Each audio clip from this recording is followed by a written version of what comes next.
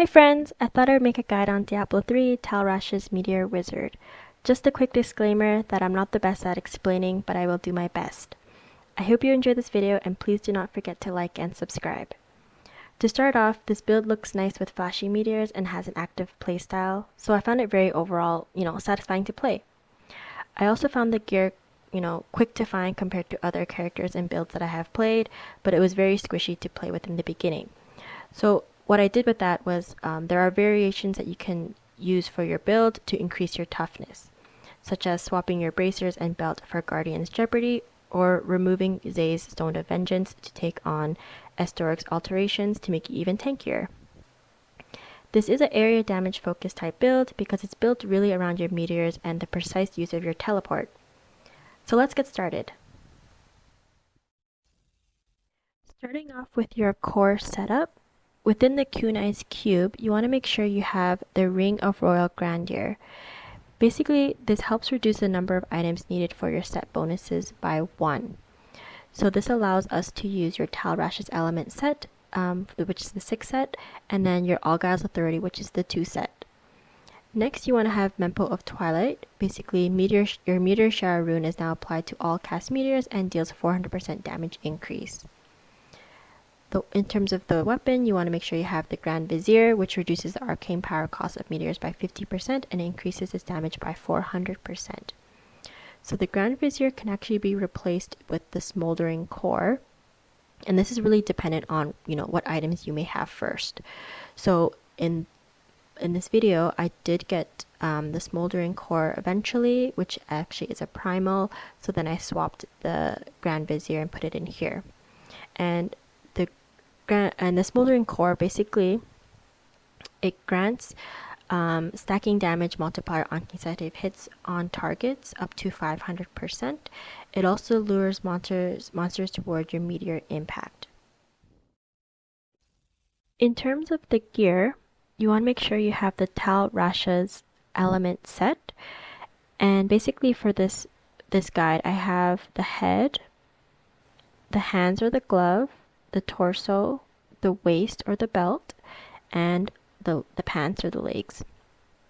And basically with the Tal Rasha's Element set, it provides us with an 8,000 separate global damage multiplier, but requires us to juggle 4 abilities with 4 different elements, which are Arcane, Cold, Lightning, and Fire. Next we have Squirt's Necklace on your amulet or your neck, and basically when you're not taking damage dealt is increased by 100%, and damage taken is increased by up to 50%. Next you have your boots, which is the Nelfer's Boast, which gives another huge 600% damage multiplier up, and even up to 900% when you hit only 3 targets or less. In terms of your ring, you have your Halo of Karnari, which is a core wizard defensive item providing 80% damage reduction at the cost of using storm armor. Last one is your Convention of Elements, which is another separate damage multiplier giving you triple damage during your elemental cycle. And specifically for this build, you want to hit your meteors on your cold cycle. The other set item that you would want is your Allguile's Authority, and I have it on the shoulders and the wrists.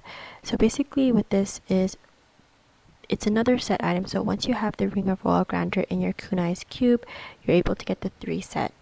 Similar to the Tal Rasha's where you can get the 6 set. So with the Allguile's Authority, basically what happens here is you're reducing damage taken by 15% and increases damage dealt by 30%. It also reduces damage from elites by 30% and increases damage against elites by 30%, so it's quite helpful.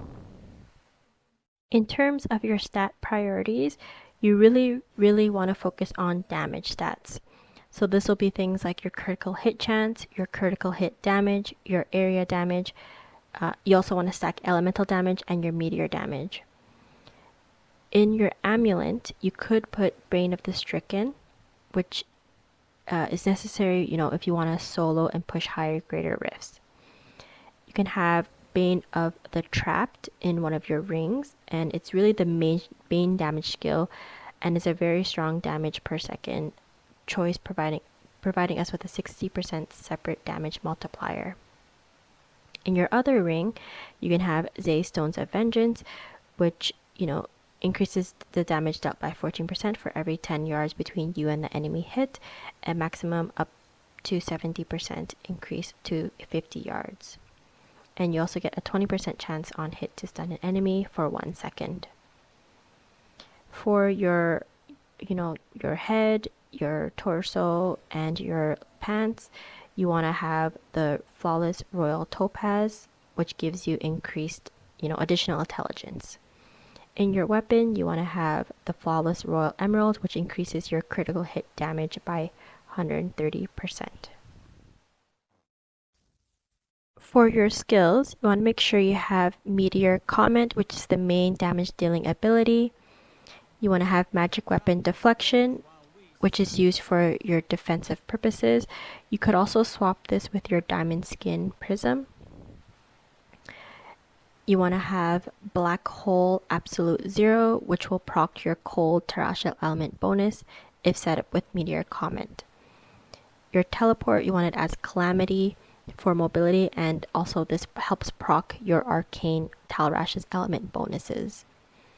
Your familiar, you want that as Spark Flint, which will proc your fire TalRasha's element bonus.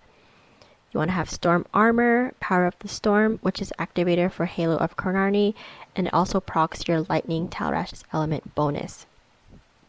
In terms of your passive skills, you want to have Power Hungry, which grants 30% separate damage multiplier, which is one of the best passives in the game for this build. Elemental Exposure is a great passive for TalRasha's element build because you need all abilities to get the full benefit of this set. Blur, which decreases damage taken by 17%.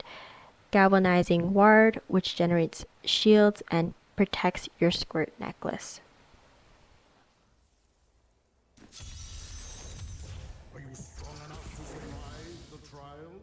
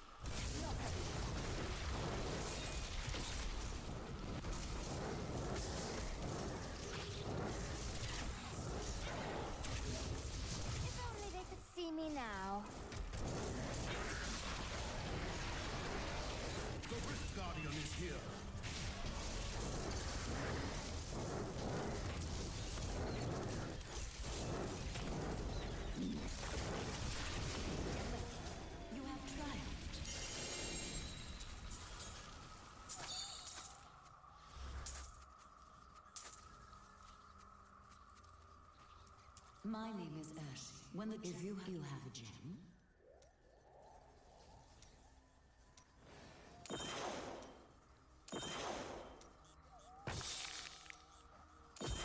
I am returning to town.